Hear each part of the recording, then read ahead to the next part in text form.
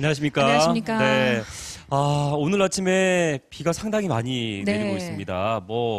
오랜만에 내리는 비라서 그런지 또 연휴 때 시골에 가서 차가 좀 더럽혀진 분들은 이 비가 좀 자동 세차가 반가울 되는군요. 수 있겠습니다만은 그래도 비가 와도 너무 많이 온다고 합니다. 지리산 쪽에는 오늘 하루 내일까지 또 150mm가 넘는 비가 내린다고 하니까요. 네. 비 피해 입지 않도록 주의하셔야 되겠고요. 그나저나 연휴 후유증이 조금 남지 않을까 싶기도. 그렇죠. 긴 걱정이에요. 연휴였으니까요. 하지만 오늘 또 일하고 나면 또 주말 휴일 기다리고 있습니다. 네. 오늘 힘내시기 바랍니다. 예. 오늘 열린마당에서는 건강특강 준비했죠? 그렇습니다. 네. 요즘 날씨가 심상치 않다라는 것을 이제 피부로 느낄 겁니다. 얼마 네. 전까지만 해도 낮 최고 기온이 영하 10도 이랬었는데 또 어제는 영하 16도, 7도. 그렇죠. 예. 예. 그러니까 낮 기온이 한 달 사이에 거의 25도 차이가 날 정도로 네. 이렇게 기온 변화가 심한데 이럴 또 때일수록 월요일부터는 특히나 기온이 또 많이 떨어진다고 그러니까요. 하죠. 이런 예. 겨울철일수록 특히나 어르신들 걱정을 좀 주의를 좀 많이 하셔야 되겠습니다. 네, 그래서 오늘 이 시간에는 겨울철에 주의해야 될 질환들 그리고 예방하고 치료할 수 있는 방법에 대해서 특강 들어보도록 하겠습니다. 네. 민용태 한약 박사 모셨습니다. 어서 오십시오. 큰 박수로 환영해 주십시오. 반갑습니다.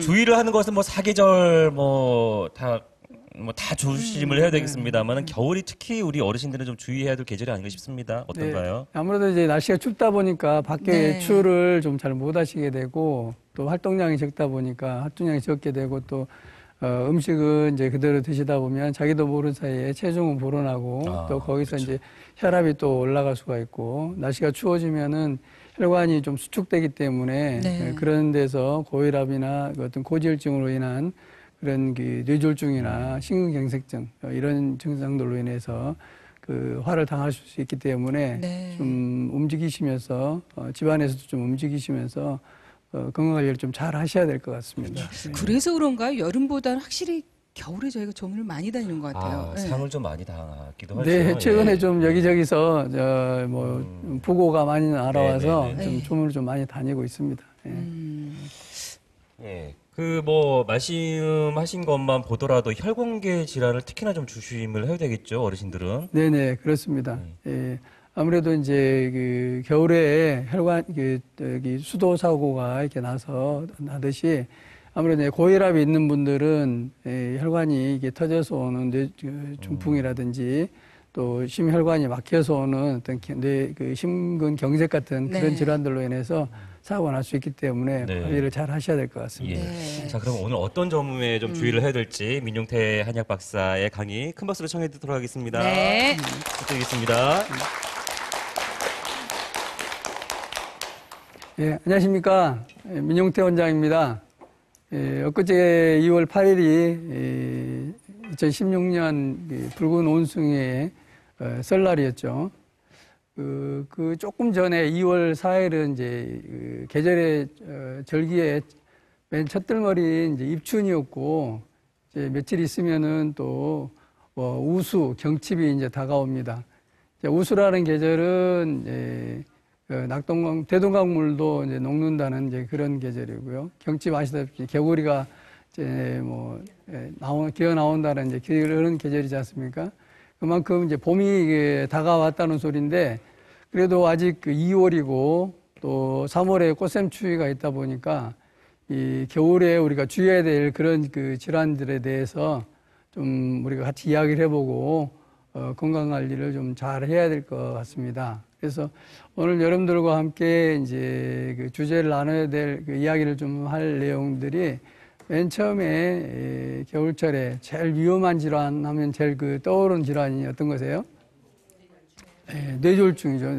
뇌졸중에서 뇌출혈과 뇌경색에 대해서 좀 알아보고 그다음에 이제 우리 돌연사라고 하죠. 어떤 질병에 의해서 어떤 특별한 원인이 없는데 갑작스럽게 한 시간 이내에 어떤 사망하는 것을 돌연사 또는 급사라 그러는데 대표적인 게 이제 심근경색증입니다. 그래서 심근경색증에도 좀 알아보고 그다음에 이제 겨울철에 특히 이런 미세먼지가 많고 건조한 계절에 면역력이 좀 떨어져 있는 분들한테 올 수 있는 그런 감기나 또 폐렴에 대해서 좀 알아보고요. 그다음에 주부들한테 특히 많이 있는 여성들, 특히 40대 이후 여성들한테 많이 있는 수족냉증에 대해서 좀 또 알아보도록 하겠습니다. 그다음에 요즘 뭐 어지럼증 환자분들 많이 계시죠. 또 두통도 많이 있으시고 또 추운 계절에 그 이명이라는 그 질환도 좀 많이 오십니다. 그래서 거기에 대해서 좀 알아보고 또 심혈관 질환하고 심근경색하고도 좀 관련이 많이 있는 수면 무호흡증 거기에 조금 이제 알아보고 시간이 되면은 뭐 어떤 뇌진탕이라든지 낙상으로 인한 골절상 이런 것에 대해서 조금 알아보도록 하겠습니다. 43,200일 이란 게 동의보감에 나옵니다. 일자는 날짜를 말합니다. 날짜. 43,200일이라는 날짜가 어떤 날짜일까요? 좀 애매하시죠? 그것을 숫자로 365로 나눠보면 약 118.35 이렇게 나옵니다. 그 말은 다시 말해서 원래 인간의 수명이 약 120세 정도 살 수 있도록 태어났는데 우리가 관리를 잘 못하기 때문에 100세도 못 살아서 이 세상을 떠나는 그런 이제 경우가 많겠죠. 그래서 우리가 관리를 잘 한다 그러면 충분하게 100세 이상 그 장수를 할 수 있는 그런 이제 시대에 도래했습니다. 그 OECD에서 이 기대 수명을 발표를 했습니다. 2013년도에 태어난 그 아이들의 기대 수명을 발표를 했는데 평균적으로 81.8세 정도 됐어요. 그래서 남자들은 한 78.5세 정도 살 수 있을 거라고 봤고 여성들은 한 85.1세 정도 살 수 있을 거라고 봤습니다. 2015년도에 그 보건복지부에서 그 발표한 그 한국인의 평균 수명을 보면은 81세로 되어 있습니다. 그래서 대체적으로 여자들이 남자들보다 한 6.6세 정도, 한 7년 정도 더 산다 이렇게 되어 있는데 우리들이 관리를 잘 하면은 충분하게 이 100세 이상 살 수 있다. 오늘 말씀드릴 주제의 그 주 내용을 좀 보면 만병일독이란 말이 있습니다. 만병일독. 모든 병의 그 원인을 딱 한 가지로 요약한다 그러면 독이라는 거죠. 독. 독이라는 것은 어떤 우리가 음식을 섭취해서 나오는 독도 독이겠고 또 어떤 몸에서 생성대에서 나오는 것도 독일 겁니다. 그래서 되도록이면 독이 몸에 쌓이지 않도록 또 독이 생성되지 않도록 이렇게 관리를 잘 해주는 것이 첫 번째 포인트고요. 두 번째로는 통즉 불통, 불통즉 통 그런 말이 있습니다. 동의보감에 나오는 소리인데요. 잘 통하면 앞에 통자는 통한다는 통자고 뒤에 통자는 아플 통자죠. 그래서 뭐든지 잘 통하면 통증이 없고 병이 없는데 그래서 잘 통하지 않기 때문에 통증이 생기는 거고 아프다는 그런 이야기가 되겠습니다. 그래서 뭐든지 잘 통하도록 그렇게 해주는 그런 것이 필요하겠고요. 그다음에 세 번째로는 심정적 병생하고 심난즉 병생하고 심정즉 병자유라 이런 말이 있습니다. 마음이 심란하면 병이 우리 몸에서 스스로 생기고 또 우리가 마음을 안정시키고 마음을 좀 편안하게 하면은 이 병이 스스로 낫는다 이런 말이 있습니다.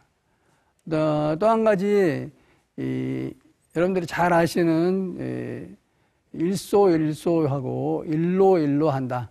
한 번 웃으면 한 번 젊어지고 한 번 화내면 한 번 늙어진다. 그래서 이 모든 것들이 우리 어떤 그 100세 장수를 위해서 꼭 필요한 내용들이 되겠습니다. 그래서 이제 첫 번째로 말씀드릴 내용은 이제 뇌 졸중인데요. 졸증이라고도 하고 졸중이라고도 하는데 한자로는 뇌가 갑자기 뭐에 맞았다, 우리 적중했다 할 때 가운데 중자를 써서 뇌졸중이라 그러죠. 뇌졸중은 뇌출혈이나 뇌경색을 말하는데 뇌졸중 하면은 얼른 떠오르는 이미지가 어떤 걸까요? 예. 첫째는 이제 돌연사. 갑자기 주변에서 뇌출혈로 인해서 사망했다는 분들 가끔 보시죠. 돌연사. 또는 뇌졸중 오면은 신체 마비가 오죠. 그래서 신체 마비 또는 이제 언어장애 이런 것들이 대표적으로 뇌졸중 하면 떠오르게 되겠습니다. 뇌졸중이라는 것은 어떤 뇌출혈이나 뇌혈관이 막혀서 오는 뇌경색으로 인해서 어떤 신경의 집합체인 뇌에 어떤 장애가 생겨서 아까 말씀드린 어떤 수족의 마비라든지 언어장애라든지 의식장애라든지 이런 여러 가지 증상이 나타날 수 있는 아주 후유증이 심각히 우려되는 이제 질환인데요. 우리 암이 어떤 사망률의 1위를 차지한다고 보면은 약 전체 사망률 중에 암 환자가 한 25% 정도 됩니다. 근데 이제 뇌혈관 질환으로 인해서 사망하는 사람들이 전체 인구의 전체 사망률이 14에서 15% 정도 되고 또 심혈관 질환으로 인해서 사망하는 사망률이 한 7% 정도 됩니다. 그래서 전체로 따지면은 암이 25%고 심혈관 질환이 한 23% 정도 되는데 암은 뭐 전신에 있는 모든 암을 다 토탈해서 숫자로 나타내다 보니까 암이 많은 것 같지만 단일 장기로 했을 때는 뇌혈관하고 심장 질환, 심혈관 질환으로 인한 사망률이 더 높다. 그렇기 때문에 특히 주의를 잘 하셔야 되고 그렇습니다. 그래서 첫 번째 뇌출혈이 오는 뇌경색이 오는 원인은 한방에서 원인을 크게 세 가지로 봅니다. 첫째는 이제 주화설, 두 번째로는 주기설, 두 번째는 주담설 이렇게 주습설 이렇게 이야기를 하는데요. 첫 번째 이제 주화설이라는 것은 어떤 지나친 스트레스나 어떤 감정적인 변화로 인해서 몸에 간에 열이 발생해 가지고 위로 떠오르는 그런 걸로 인해서 뇌에 출혈이 생겨서 발생하는 원인을 주화설로 봤습니다. 또 주기설은 너무 지나친 근심이라든지 걱정으로 인해서 기가 활발하게 움직이지 못하고 좀 기가 막혀서 오는 것을 이제 주기설이라고 봤고요. 그다음에 주습설이라는 것은 우리 몸 안에 있는 수기가 열로 인해서 끈적끈적한 이런 한약 용어로 습담으로 인해서 그런 것들이 뇌혈관을 막아서 오는 질환을 원인을 주습설로 봤습니다. 그래서 이걸 총괄적으로 말한다 그러면 어떤 스트레스하고 어떤 그런 노폐물들이 많이 쌓여서 오는 병이 중풍이다 이렇게 볼 수 있겠습니다. 그래서 뇌혈관을 보면은 이제 두피가 있고 그다음에 두개골이 있고 그 밑에 이제 지주막이 있고 그 안에 밑에 뇌실질이 있는데 거기에 이제 뇌동맥이 이렇게 지나가서 뇌 전체에 혈액을 공급하게끔 되어 있습니다. 근데 뇌혈관이 큰 어떤 혈관이 터져서도 오지만은 뇌실질 안쪽에 있는 작은 동맥들이 터져서도 올 수도 있고요. 그다음에 안쪽에 있는 혈관들이 이렇게 막혀서 작은 동맥들이 뇌혈관 중에서는 가는 것은 1mm 정도 어떤 머리카락 크기 정도밖에 안 되는 그런 혈관들이 있습니다. 그래서 그런 혈관들이 막혀서 오는 것들이 뇌경색이 되겠습니다. 그래서 이 피를 우리가 현미경상으로 봤을 때 건강한 사람들의 피는 왼쪽에 보이는 것처럼 이 혈구가 둥그렇고 그다음에 그 소마타이드라는 그런 기라는 어떤 물질들이 활발하게 움직이는 것을 우리가 이렇게 볼 수가 있는데요. 중풍 뇌졸중의 환자들의 이렇게 그 피를 봤을 때는 오른쪽에 있는 것처럼 엽전이 이렇게 엽전 꾸러미 보시면은 이렇게 뭉쳐 있죠. 그래서 연전 현상이라고도 하고 엽전 현상이라고도 하는데 이렇게 뭉쳐 있고 또 자세히 보면은 섬유질 같은 어떤 지방 덩어리라든지 콜레스테롤 덩어리 또는 통풍을 일으키는 어떤 물질들 이런 것들이 있고 기가 이라고 하는 그런 물질들이 아주 좀 적고 또 활발하게 움직이지 않고 아주 끈적끈적하게 움직이는 것을 이렇게 볼 수가 있습니다. 예. 그래서 이 중풍이 왔을 때 좀 한약적으로 보면은 체질적으로 봤을 때 태음인들한테 좀 많이 오는 편입니다. 태음인들은 좀 스트레스를 좀 잘 받고 또 좀 비만하기가 좀 쉽거든요. 또 이분들이 좀 고기를 또 좀 좋아하고 또 체질적으로 태음인들이 폐와 심장이 약하기 때문에 좀 잘 올 수 있는 체질들입니다.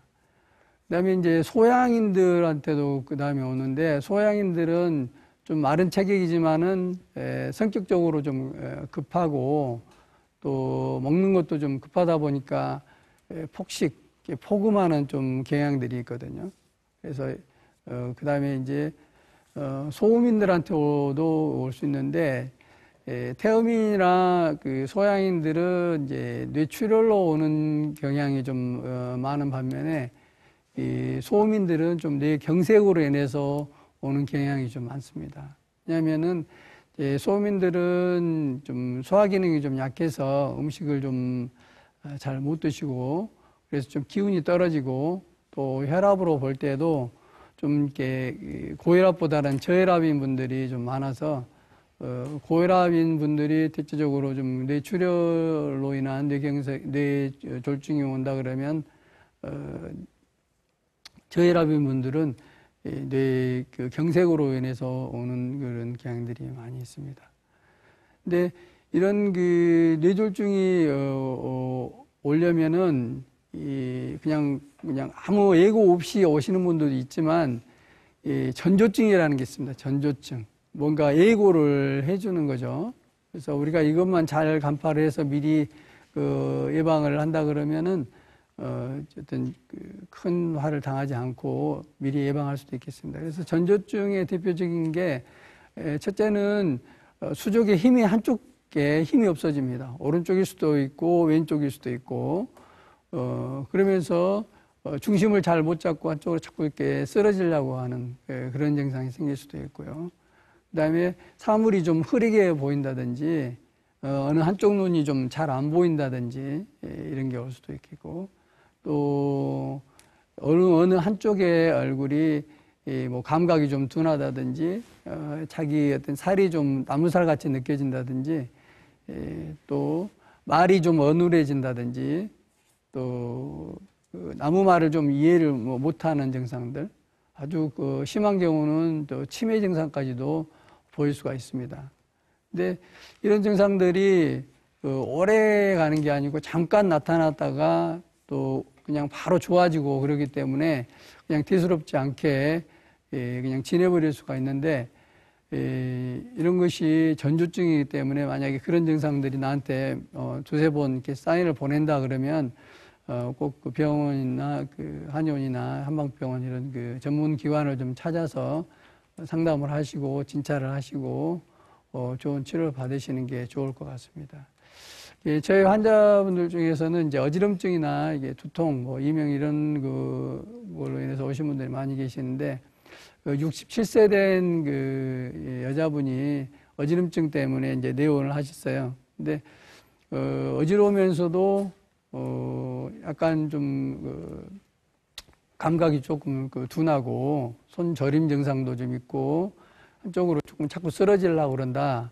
그래서 약간 뇌경색증이 좀 의심이 돼서 시내에 모 영상의학과에 이제 의뢰를 해서 MRI를 촬영을 해봤는데 소견서에 전에 뇌경색을 한번 이렇게 앓은 흔적이 있고 또 뇌경색이 좀 진행되는 그런 것 같다 이런 소견서를 보고 다시 이제 내원하셨을 때 좀 열을 좀 내려주고 또 기순환을 좀 잘 되게 해주고 혈액순환이 좀 잘 되게 해주면서 혈관을 좀 뚫어주는 그런 한약을 써서 치료한 예들이 있습니다. 그래서 이런 치료들을 적절히 좀 잘 받으시면 좋고요. 보통 한의원에서는 이제 한약하고 또 침치료, 또 부항치료, 또 이 기혈순환이 좀 잘 되게 하는 약침이라는 주사치료 이런 치료를 통해서 치료를 잘 하고 있습니다. 그다음에 이제 이 뇌졸중을 예방하기 위한 뭐든지 어떤 병이든지 병이 와가지고 직접적으로 그때 치료하는 것보다는 항상 제일 중요하게 생각하는 게 미병 상태일 때 병이 아직 발생하지 않았을 때 치료하는 것도 중요하고 그보다 더 중요한 것은 미연에 이제 예방하는 것이 중요하겠습니다. 그래서 이 뇌출혈이나 뇌경색의 환자들을 보면 대체적으로 좀 고혈압 환자들이 좀 많고요. 또 고지혈증 환자들, 콜레스테롤이 높고 이런 환자들이 좀 많기 때문에 이런 것들을 좀 잘 관리를 해주시는 게 좋겠고, 이런 환자분들을 체열을 좀 적외선 체열 사진기로 체열 촬영을 해보면 정상적인 체열 패턴은 두한종렬이라 그래서 머리는 좀 차게 나오고 손과 발은 좀 약간 따뜻하게 나오는, 그래서 이 말초 부위는 손과 발이 다 나오면서 약간 손끝과 발끝만 약간 차게 나오는 그런 게 정상입니다. 이 사진상에서는 약간 따뜻한 부위는 보통 온도는 노란색에서 연두색 쪽으로 표시가 되고요. 온도가 높은 데는 붉은색으로, 온도가 낮은 데는 이제 파란색으로 표시가 되기 때문에 얼굴 쪽은 좀 차야 정상이고 손발은 좀 따뜻하게 나와야 정상인데, 이런 중풍 환자들을 보면은 거꾸로 상열한 증상들이 많습니다. 위에 쪽에 열이 많이 있고, 아래쪽은 좀 이렇게 말초에 찬 그런 경향들이 많이 있습니다. 그래서 이런 고지혈증이라든지 고콜레스테롤 혈증 이런 것들을 좀 잘 치료를 해줘야 되는데, 그런 것들을 하려면 기본적으로 우리가 기본적으로 음식을 평소에 잘 섭취를 해주시는 것이 중요할 것 같습니다. 그래서 기본적으로 콜레스테롤이 많은 음식들을 좀 섭취를 좀 제한하시는 게 중요한데요. 대표적으로 고지혈증이나 콜레스테롤이 많은 음식들이 우리가 정말 좋아하는 이 삼겹살이라든지 소고기 중에서도 마블링이 좀 잘 돼 있는 그런 갈비살이나 등심류 이런 쪽에 좀 많고, 또 동물의 내장, 그다음에 오징어라든지 새우 이런 것들이 좀 많이 있고요. 그다음에 짠 젓갈들 이런 것들이 또 고혈압을 조금 유발시킬 수 있기 때문에 그런 음식들은 좀 이렇게 주의하시는 게 좋겠습니다.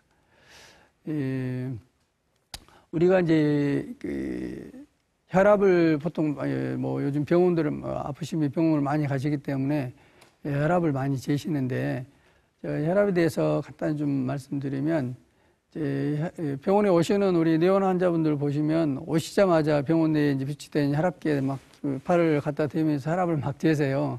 그러다 보면은 혈압이 아무래도 5에서 10 정도는 올라갈 수 있습니다. 또 의사 가운만 보면은 또 혈압이 올라가신 분도 있고요. 그래서 병원에 가시면은 무턱대고 혈압을 재시지 말고 약 5분 정도 안전된 상태에서 혈압을 좀 재시고 보통 한 2분 간격으로 2번 정도 재시면 좋습니다. 그래서 평균을 좀 내시면 좋겠죠. 만약에 첫 번째 혈압이 130에 80이었다. 두 번째 됐는데 135에 85였다. 그러면은 132.5에 82.5 그 정도 그 정도 되는 이제 혈압이라고 생각하시면 되겠고, 두 번 쟀는데 내가 한 10 이상 차이가 났다. 그러면 또 한 2분 정도 있다가 다시 한번 재서 한 3가지 평균을 내는 게 본인에 맞는 혈압이라고 생각하시면 되고요. 또 요즘은 이제 그 양쪽 그 팔의 혈압을 재는 혈압기가 나와 있습니다. 그래서 이 양쪽 팔의 혈압이 20 이상 차이가 난다 그러면은 한쪽 그 높은 쪽에 그쪽이 좀 그 혈관이 좀 막혀 있을 가능성이 많습니다. 그래서 낮은 쪽보다는 높은 쪽의 혈압을 재셔서 그걸 기준으로 해서 하시면 좋겠고요.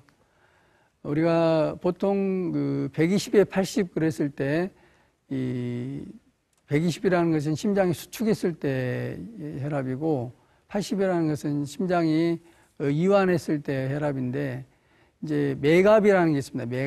매갑이라는 것은 최고 혈압에서 최저 혈압을 뺀 그 수치를 말하게 되는데, 이런 그 매갑이 높을수록 좀 혈관이 그 터질 위험이 많고 심혈관 질환이 올 가능성이 좀 많다고 되어 있습니다.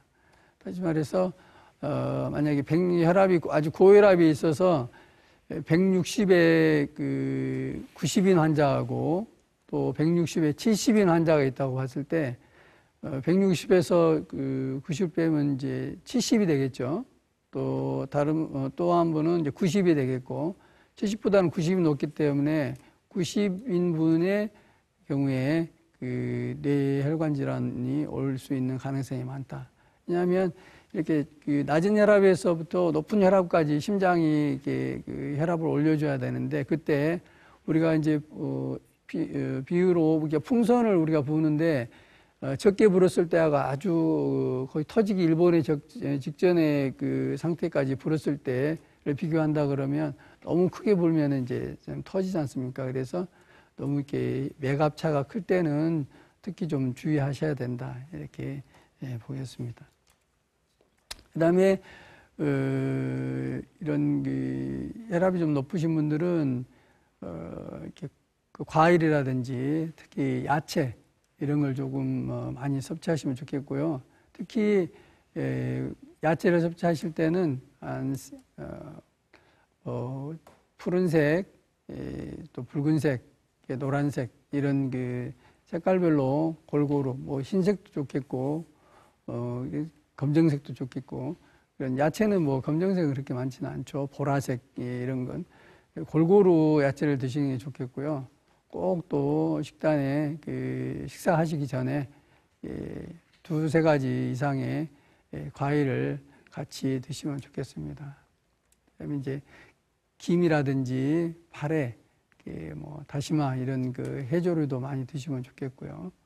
또 되도록이면은 그 동물성 식사 중에서도 그 어패류를 많이 드셔서 멸치라든지 이런 걸 좀 그 작은 생선들 이렇게 많이 드셔주면 좋겠고, 또 이게 등푸른 생선이 오메가3가 불포화 지방산이 많다 그러지 않습니까? 그래서 꽁치 같은 걸 좀 많이 드시면 꽁치가 우리 몸에 좀 열을 그 내려주는 성질이 있습니다. 그래서 그렇게 좋겠고, 그다음에 이제 한약에서 한의서에 보면은 그 중풍 환자들한테 이렇게 먹였던 식사 중에 무밥이 있습니다. 무밥, 우리말로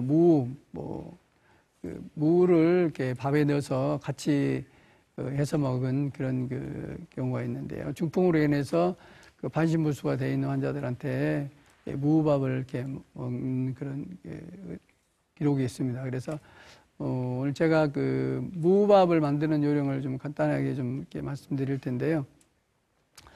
그냥 무만 밥하고 해서 먹어도 뭐 이렇게 당도가 나옵니다. 그렇지만 좀 더 맛을 내고 건강하기 위해서 준비하실 게 이제 기본적으로 쌀하고 무하고 준비하시고요.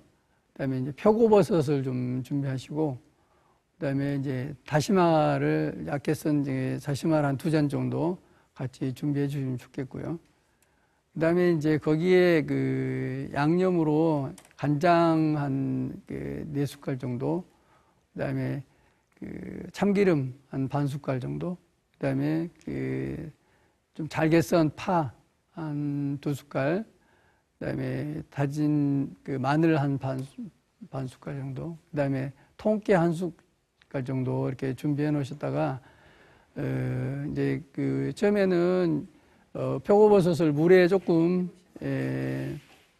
불리시는 게 좋겠죠. 너무 딱딱하니까. 그래서 불리신 다음에 그 물을 버리시지 말고 그 물로 밥을 지으시면 좋습니다.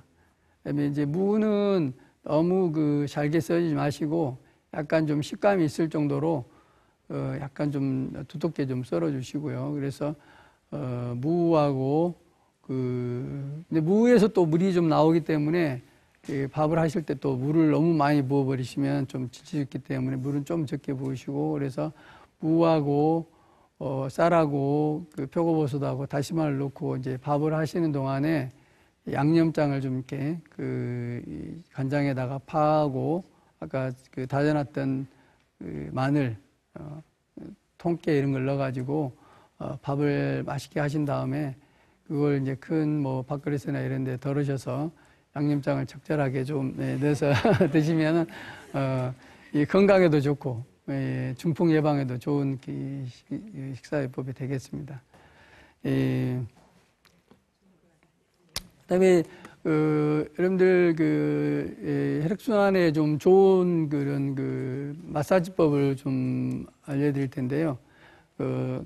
자기 열 손가락을 다 이용해서 하는 건데, 첫 번째 자기 첫 번째 손가락, 두 번째 손가락, 세 번째, 다섯 번째 손가락을 이용하는 겁니다. 그래서 오른손에 엄지와 검지를 쥐고 양 손가락의 손톱의 조각 부위에 약 5mm 정도 떨어진 곳을 좀 세게 이렇게 문지르면서 꽉 눌러주면서 이렇게 문질러 줍니다. 그래서 약 10초에서 20초 정도 문질러 주면 좋은데요. 문질러 주면서 동시에 호흡법을 같이 해주시면 참 좋습니다. 모 교수님께서 책에 써놓으신 좋은 방법이어서 제가 환자분들한테 이제 권하고 있는데요.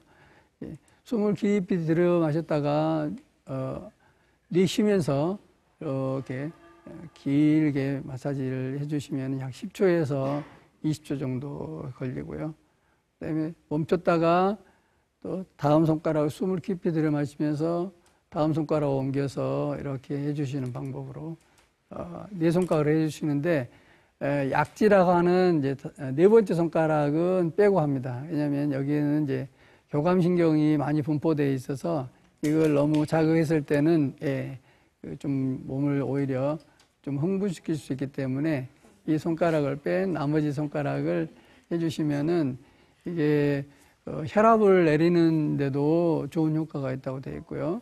또 비만 치료에 체중을 빼는데도 효과가 있는 걸로 되어 있습니다. 그래서 평소에 이렇게 버스 타고 가시든지 집에 계실 때 해주시면 좋고, 또 이 손뿐만 아니라 이 발도 같이 해주시면은 발가락도 같이 해주시면은 좋은 효과가 있겠습니다.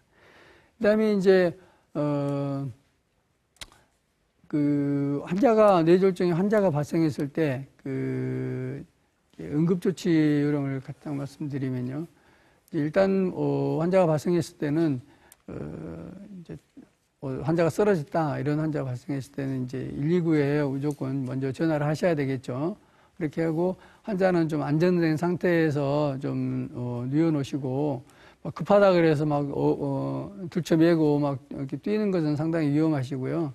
그다음에 안정된 상태에 누우신 상태에서 좀 환자가 의식이 있다 그러면은 평소에 집안에 그 비치해 놓은 그 우황청심환을 하나 정도 먹이시면 아주 좋고요. 혹시 의식이 없더라도 우황청심환을 좀 물에 깨서 이렇게 향이라도 좀 이렇게 맡게 해주시면 거기에 있는 그 사양 성분이 뇌를 좀 각성시키는 효과가 있기 때문에 아주 좋습니다.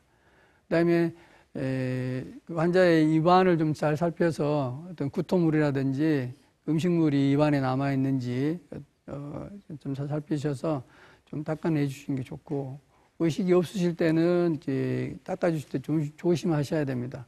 무의식적으로 깨물 수 있기 때문에. 그다음에 환자분들의 그 무의식적으로 자기 혀를 깨물 수 있기 때문에 그 어떤 그 재갈 같은 걸 좀 물려주시는 게 좋고요. 그다음에 이제 해주실 것이 뭐냐면 십선혈을 좀 따주시는 게 좋습니다. 십선혈. 십선혈은 양 손가락 끝에 10개를 말합니다. 10개. 10개 맨 손의 말단 부위를 잘 소독된 바늘이라든지 요즘 뭐 집에서 당뇨 체크하시느라고 란셋 같은 거 많이 가지고 계시죠. 그런 걸로 해서 피를 빼서 이게 말초 순환을 좀 우선 통하게 좀 해주시고, 그다음에 코하고 입술 이게 정중앙에 있는 인중혈 여기를 좀 찔러서 좀 피를 두생을 빼주시고, 또 양 내 귀하고 귀 사이에 한 정중앙에 있는 부위를 백회혈이라고 합니다. 백회혈. 백회혈 그런 부위를 란셋으로 우리 딴다 그러죠. 찔러서 피를 두세 방울 좀 빼주면은 뇌 말초 순환을 도와줌으로 해서 어떤 뇌 압력을 좀 낮춰줘서 뇌출혈을 좀 막을 수도 있고 또 좀 덜 되게끔 할 수 있겠습니다. 이런 원리는 이제 우리가 수도관이 동파되는 걸 막기 위해서 수돗물을 좀 이렇게 쫄쫄 흐르게 해놓으면은 수도가 터지지 않지 않습니까? 그것도 마찬가지로 말초 순환이 잘 되면은 이런 게 좀 미연에 방지될 수 있다. 이런 말씀 드리겠습니다. 그 다음에 우리가 특히 고혈압 관리를 잘 해야 되는데요. 고혈압이 있으신 분들, 정상적인 고혈압 환자인 경우하고 혈압이 높을 때의 환자 뇌출혈의 발생 빈도로 보면 작게는 2배에서부터 많게는 3기라고 돼 있죠. 약 33배 정도까지 높기 때문에 혈압 관리를 좀 잘 하셔야 되고요.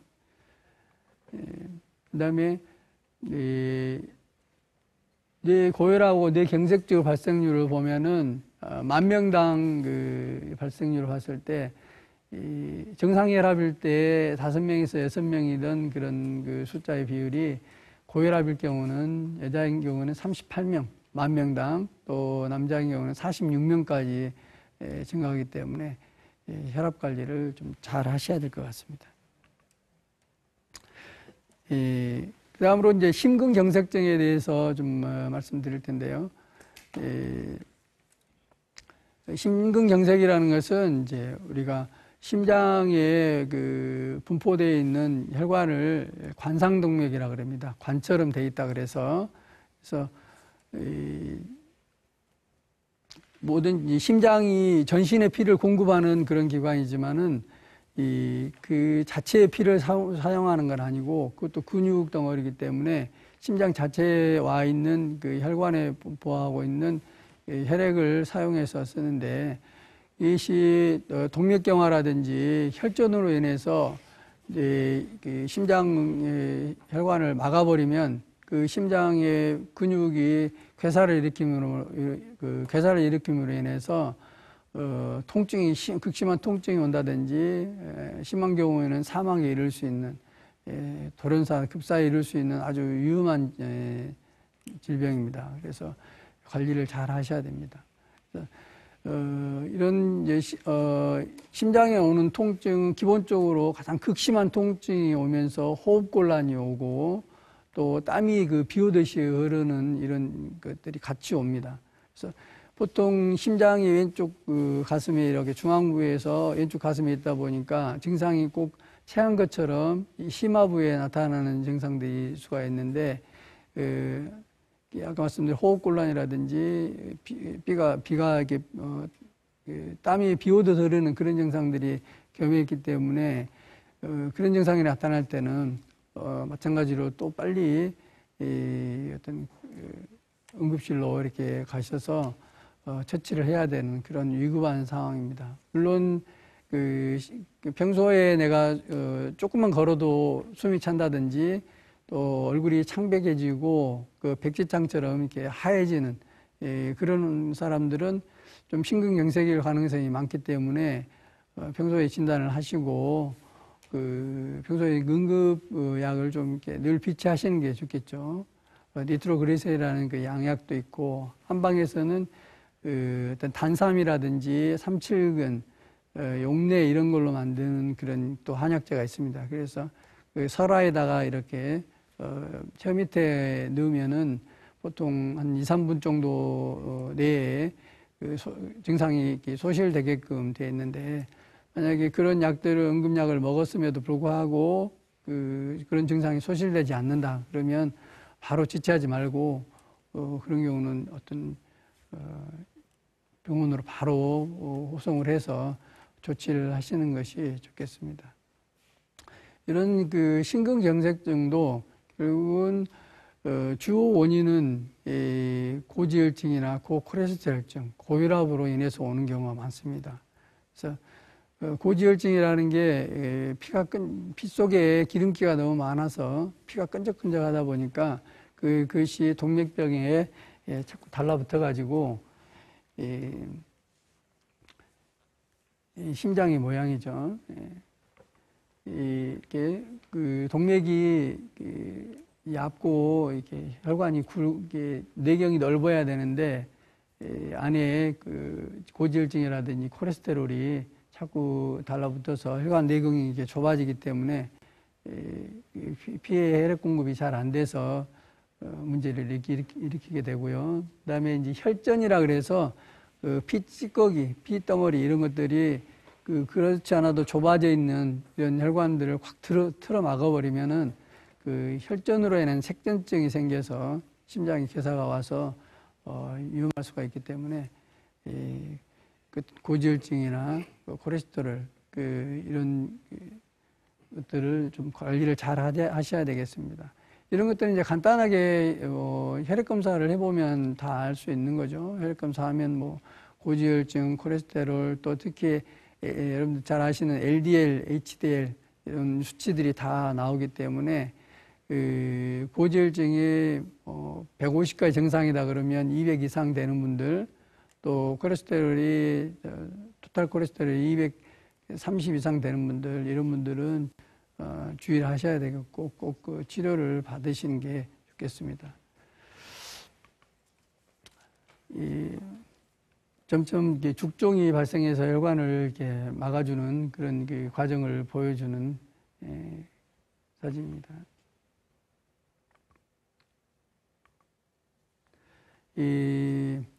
지중해 식단이라고 많이 들어보셨죠? 우리가 장수하는 식단이라고 알려져 있습니다.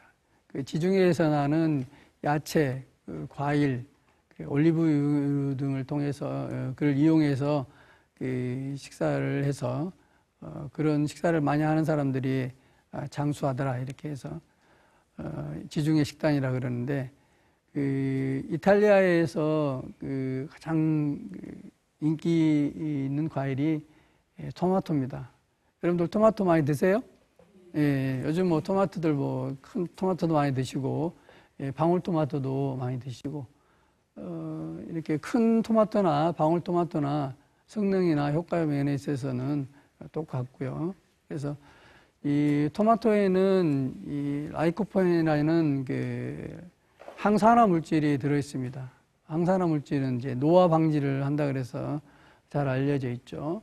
그래서 보통 우리가 그 생토마토를 잘게 썰어서 우리 어렸을 때 보면은 흰 설탕을 많이 쳐가지고 많이 먹었었는데, 그 흰 설탕은 비만이나 당뇨에도 좋지 않고 또 이 채소에 그 들어있는 이 비타민 D를 파괴하기 때문에 그 설탕하고 곁들여 먹는 것은 좀 바람직하지 않고요.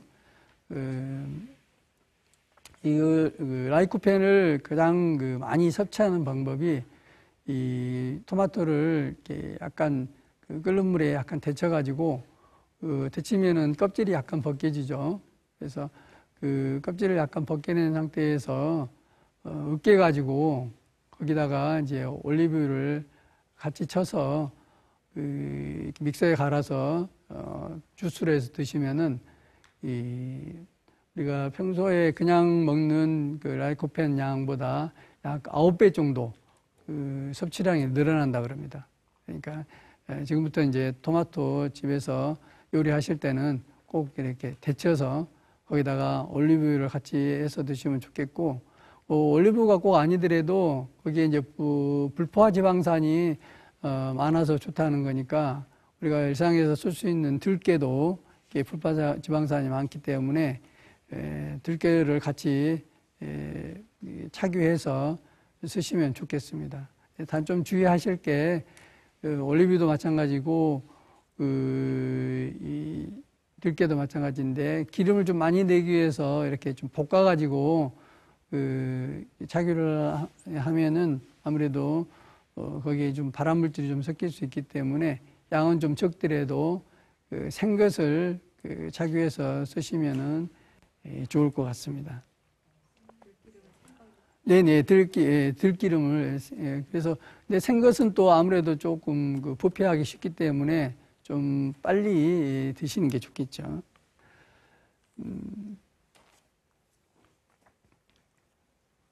그다음에 이제 또 이런 그 환자분들 중에 좀 체중이 좀 많이 나가신 분들한테 많은데 우리가 BMI 지수라 그러죠. 자기 체중을 자기 신장의 제곱으로 나눈 숫자를 그 BMI라 그러는데 보통 20 이하는 이제 정상 체중으로 보고요. 20 이하는 이제 약간 저체중. 그다음에 20에서 24 사이에는 정상 체중으로 보고 24에서 약 30 정도는 좀 경도 비만, 30 이상은 비만으로 보기 때문에 자기의 적절한 체중 관리를 잘 하시는 것이 좋다고 보여집니다. 그 다음에 이제 심장에 그 어떤 협심증이 의심되신 분들은 그런 그 초음파라든지 심장 운동 부하 검사를 통해서 검사를 좀 해주시면은 심장이 심근경색이 위험도를 알 수가 있고요. 그 다음에 이제 겨울철에 많이 우리가 주부들한테 많은, 특히 40대 여성들한테 많은 게 이제 수족냉증인데요. 수족냉증이라는 것은 어떤 외부의 기온이 그렇게 추위를 느끼지 않은 정도의 기온임에도 불구하고 아주 심한 정도의 손발이 찬 증상을 말합니다. 그래서 보통 날씨가 추울 때뿐만 아니라 따뜻한 실내에서도 온도가 낮아서 손발이 너무 차서 고생을 하시고 특히 여름철에도 양말을 끼야만 주무시는 분들이 여기 해당되겠는데 이런 분들이 남자보다는 좀 여성들한테 많고 특히 40대 이후의 여성들한테 많습니다. 그래서 그런 이유들이 여자분들은 초경을 거쳐서 출산 과정을 거치고 또 폐경기를 거치면서 또 호르몬의 변화를 많이 겪지 않습니까? 그래서 그런 걸로 인하고 것으로 보고 또 성격적으로 남성보다는 좀 예민하기 때문에 그런 데서 오는 거라고 보는데 이걸 한의학에서는 수승화강이 잘 안 되기 때문에 그런다 이렇게 봅니다. 아까 체열 진단 사전에서도 보여드렸듯이 우리의 건강의 기본은 두한종렬, 동의보험에 나와 있는 머리는 시원하고 손과 발은 따뜻한. 그래서 우리가 상체라고 하는 것은 우리가 반신욕 할 때도 그렇게 이야기하죠. 이 가슴 이상, 이 손은 이 상체에 해당됩니다. 그래서 이쪽은 좀 시원하게 하는 게 좋고, 오목가슴 이하는 따뜻하게 해주는 게 좋다 그러는데, 이 한약 이론에 수승화강이라는 게 있습니다.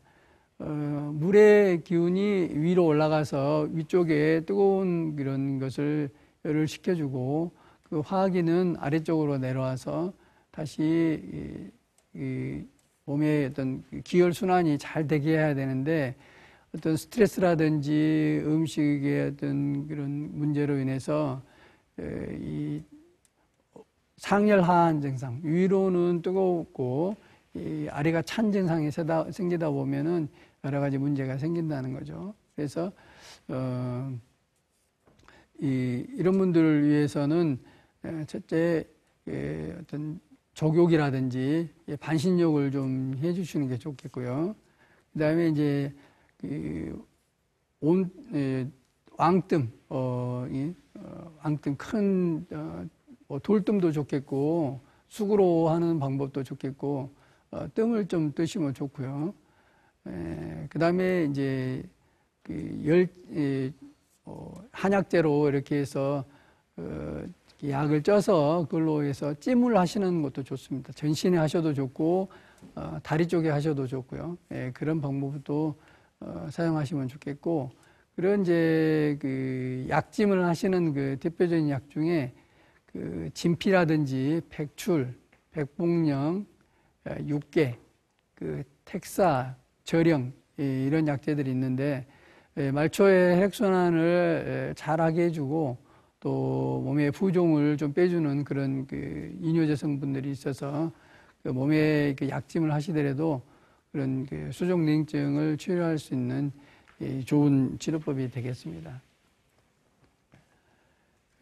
또 몸이 좀 차신 분들은 오면 좀 또 면역력이 약해서 오실 수가 있기 때문에 인삼이라든지 생강, 계피, 마늘 등을 잘 적절하게 달에 드신다든지 또 음식에 넣어서 활용하시면 그 수족냉증 치료에 많은 도움이 되겠습니다. 그다음에 이 겨울철에 어지럼증 환자분들이 많이 계시는데요. 또 어지럼증과 함께 이명을 앓으신 분들이 많이 계십니다.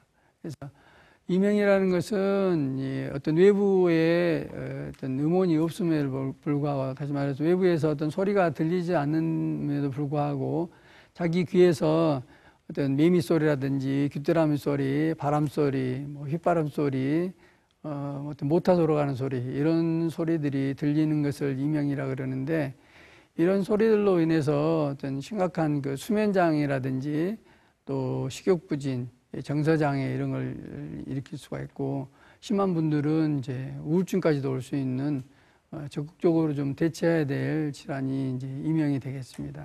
그래서 이명의 원인도 보면은 첫째 번에 칠정이라 그래서 정적인 스트레스로 인한 것이 좀 제일 많고요.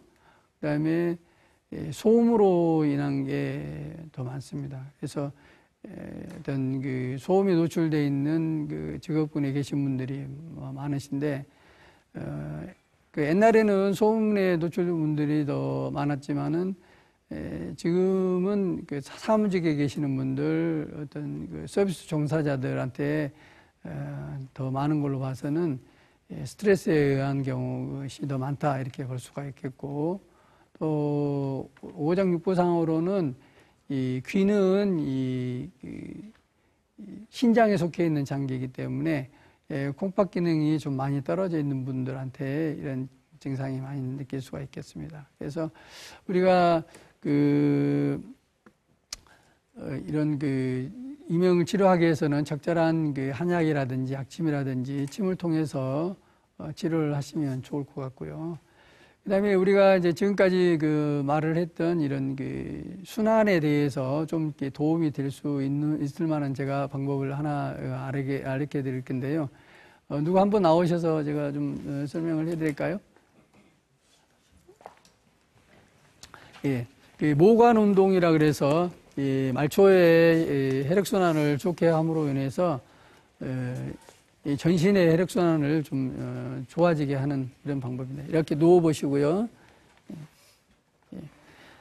평평한 곳에 누우시고 목 밑에는 이렇게 반달형의 목침을 이렇게 베주시면 좋습니다. 이 상태에서 양손은 이렇게 양손과 발은 이렇게 위로 이렇게 수직으로 올려주시고요. 이렇게 직각으로 올릴 수 있는 분은 좋으신데 혹시 못 올리신 분들은 올릴 수 있는 만큼만 올리셨다가 점차 이렇게 하시다 보면은 이렇게 올릴 수가 있고요. 양 발은 이 바닥과 수평이 되신 상태에서 하시면 좋습니다. 그래서 네, 이렇게 양발을 이렇게 붙이셔도 좋고요. 약간 이렇게 이 상태에서 양손과 발을 동시에 흔들어주는 이런 작용을 해주시면은 말초의 혈액순환이 됨으로 인해서 좀 더 뭐 빨리 해주셔도 좋고요. 또 한 가지 방법은 이 상태에서 여러분들 발끝치기 많이 아시죠? 양손은 그렇게 하시면서 양발을 엄지와 엄지의 발을 이렇게 같이 동시에 이렇게 해주시는 발끝치기를 같이 해주시면은 모세혈관의 혈액순환을 좋게 해주면서 전신의 혈액순환에 도움이 되고 이런 것들이 피로 회복에도 도움이 되고 고혈압이라든지 혈관 관리에도 도움이 되겠습니다. 또 한 가지 합장-합척 운동이라 그래서 다리를 개구리처럼 이렇게 오므리시고 양손은 양 가슴에 모으신 상태에서 양과 팔을 이렇게 쭉 폈다가 다시 오므리는 상태.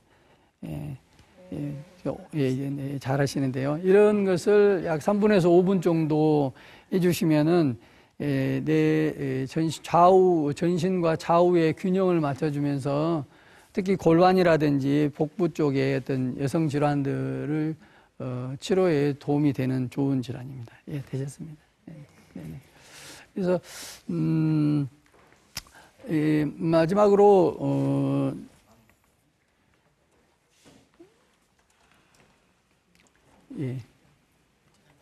우리가 그 일로 이런 말을 했는데 항상 우리가 이렇게 많이 웃고 즐겁게 생각하고 긍정적으로 생각하면은 내 뇌에서는 이렇게 도파민이나 엔돌핀 같은 이제 행복 호르몬이 나오게 해서 내 몸을 이완시켜서 건강을 좋아지게 할 수가 있는데 울고 화내고 부정적으로 생각하고 이렇게 하면은 뇌에서는 이 코티솔이라는 이제 스트레스 호르몬이 나와서 내 몸과 혈관, 신경, 모든 근육 이런 것을 옥죄서 건강을 나쁘게 합니다. 그래서 항상 좀 즐겁게 많이 웃으시고 특히 웃을 때는 그냥 이렇게 입꼬리만 이렇게 미소 짓는 그런 웃음보다는 웃음은 박장대소라 그랬죠. 박상대소가 뭐예요? 칠박자, 손바닥 장자, 클대자, 우수소자 이렇게 합니다. 그래서 박수를 크게 치면서 또 이렇게 앉은 상태에서 방바닥을 동동 막 굴리면서 고개는 좌우로 흔드시면서 이렇게 크게 웃는 것이 박장대소입니다. 박장대소 한번 해보실까요? 그다음 발도 같이 굴려주시면 좋습니다. 그렇게 하시면은 내 몸에 있는 모든 스트레스가 좀 다 빠져나가는 느낌이 있으시죠? 네. 여기까지 듣겠습니다. 한 말씀 부탁드립니다. 예. 네, 저에게 박장대소 하시는 거 보니까 다들 건강하신 것 같아요. 그리고 예. 어머님 정말 강사 같으세요. 너무 잘하셨어요. 예. 오늘 아주 유익한 강의 잘 들었는데 우리 예. 방청에서 혹시 궁금한 점 있으실까요? 질문 받아볼까요? 예. 마이크 드시고요. 마이크 드시고요. 예, 뭔가 다들 열심히 적고 계셨어요. 예. 네. 반갑습니다. 혹시 우리가 수족냉증 그러면 혈관계통하고 아주 가까운 건지 함께 동반이 되는 건지 이걸 여쭈어보고 싶거든요. 네, 아까도 말씀드렸지만 손발이 이렇게 필요 이상으로 찬 걸 말하는데 물론 당연히 말초 혈액순환이 좀 잘 안 되는 것도 있고요. 호르몬의 영향으로 인해서도 그렇고 그게 스트레스라든지 이런 걸로 인한 영향도 많고요. 그래서 이 얼굴 쪽에 열이 많이 떠오르는 분들한테 많기 때문에 그것을 수승하강하는 그런 치료를 잘 해주시면은 자연스럽게 치료가 되겠습니다. 네. 한 가지 강의에서 나오지 않는 건데 네네. 혹시 간염 보균자나 간이 안 좋은 사람들이 한약이 안 좋다라는 이야기를 하거든요. 네네. 예. 그 부분 궁금하거든요. 네, 그것은 충분하게 이제 혈액 검사를 해가면서 너무 수치가 높은 분들은 아주 주의를 하셔야 되겠고요. 또 한약으로도 간을 치료하는 한약들이 있기 때문에 전문의 선생님하고 잘 상의해서 드시면은 큰 무리는 없으리라고 봅니다. 네. 또 다음 분 질문 받아볼까요? 안녕하십니까. 예. 네네. 저는 그 이석증에 대해서 한번 물어보려고 그러는데요. 말하자면은 뭐 귀에 돌이 빠졌다 이렇게 네네. 말씀을 하시더라고요. 네. 근데 어지럼증이나 좀 스트레스로 인해서 온 것인가, 어떻게 해서 온 것인가 그거 한번 여쭤보려고요. 요즘 왜 이렇게 많으시죠? 이제 분들이? 어지럼증을 일으키는 대표적인 증상이 이석증인데요. 예. 우리 뇌 안에 있는 이 전정기관 내에 이제 이석이 들어 있습니다. 그래서 근데 그게 이석이 어떤 그 위치를 탈출해서 빠져나와서 그걸로 인해서 아주 심한 빙빙 도는 어지럼증을 일으키는 것이 이석인데요. 한약적으로 보면은 이제 전체적으로 기혈 순환이 좀 제대로 잘 안 되고 거기에 영양분이 제대로 잘 못 가기 때문에 나타나는 증상으로 보고, 또 하나는 이제 구조적인 문제가 있는데 이 어떤 그 경추라든지 특히 경추 1, 2번의 변이로 인해서 어느 한쪽으로 많이 편측 그 변이가 있는 경우에 오는 분들이 많기 때문에 네. 그런 분들은 경추 1, 2번 엑스레이라든지 CT를 찍어서 만약에 많이 변이가 있는 분은 이 추나요법을 통해서 경추 교정을 받아주면은 그런 그 이석증이 빠져나와서 이석이 빠져나와서 오는 어지럼증에는 아주 뛰어난 효과가 있습니다. 그런 원인도 있었군요. 근데요, 네네. 또 한 가지는 한 번 빠지면은 그게 평생 이렇게 간다고 그러더라고요. 네네네. 그래갖고 저도 한 번 빠지고 한 1년 있다가 또 그랬었거든요. 네네. 근데 그게 계속 그거 유지를 했다는가 그 비법을 좀 가르쳐 줬으면 좋겠습니다. 이제 아까 말씀드렸지만 이제 몸의 수평이 맞아있지 않기 때문에 빠져나오는 거기 때문에 항상 이제 자세를 좀 바르게 하시는 게 중요하겠고요. 네. 그다음에 내 자세의 중심은 내 어깨 중심과 웨이도 중심, 그다음에 퇴퇴부 중심, 복숭아뼈가 옆에서 봤을 때 이렇게 일선상에 있는 것이 바른 자세가 되겠고, 코하고 배꼽이 일선상에 있는 것이 이제 바른 자세인데, 이 머리가 자꾸 앞쪽으로 나오는 이제 일자목이 되다 보니까 이렇게 문제가 되고요. 또 자세가 한쪽으로 뭐 소파에 누워 TV를 보신다든지 네. 한쪽으로만 자꾸 생활하시다 보면은 한쪽 어깨가 높아진다든지 또 골반이 틀어진다든지 하면서 경추의 변이가 많이 와서 올 수가 있기 때문에 자세를 좀 바르게 하신 것이 앞으로 또 추가로 재발되는 것을 좀 막을 수 있는 좋은 방법이라고 생각이 됩니다. 네. 네네. 아유, 바른 자세가 중요하군요. 그러네요. 예, 네, 네. 그렇습니다. 오늘 뭐 뇌혈관 질환에서부터 수족냉증 그리고 네. 임용증까지 다 짚어봤는데 또 건강한 생활하는데 많은 도움이 되셨기를 기대하면서 오늘 민용태 박사님의 강의는 여기까지 마쳐야 되겠습니다. 큰 박수 네, 부탁드립니다. 감사합니다. 네, 감사합니다. 고맙습니다. 네, 오늘 강의 내용이 뭐 알고 계셨겠지만 다시 되짚어보는 그런 시간이었던 것 네네네. 같습니다. 특히 마음이 어지러운 병이 생기고요. 한 번이라도 더 웃어야 될 것 같습니다. 네. 그리고 이번 주말에는요. 네. 무하고 무밥. 표고버섯 넣어가지고 한번 다시마. 밥해서 예. 드시면은 좀 건강에 네. 좋다고 하니까 주말에 오순도순도 잘 보내시고요. 저는 다음 주 이 시간에 인사드리겠습니다. 네, 고맙습니다. 감사합니다.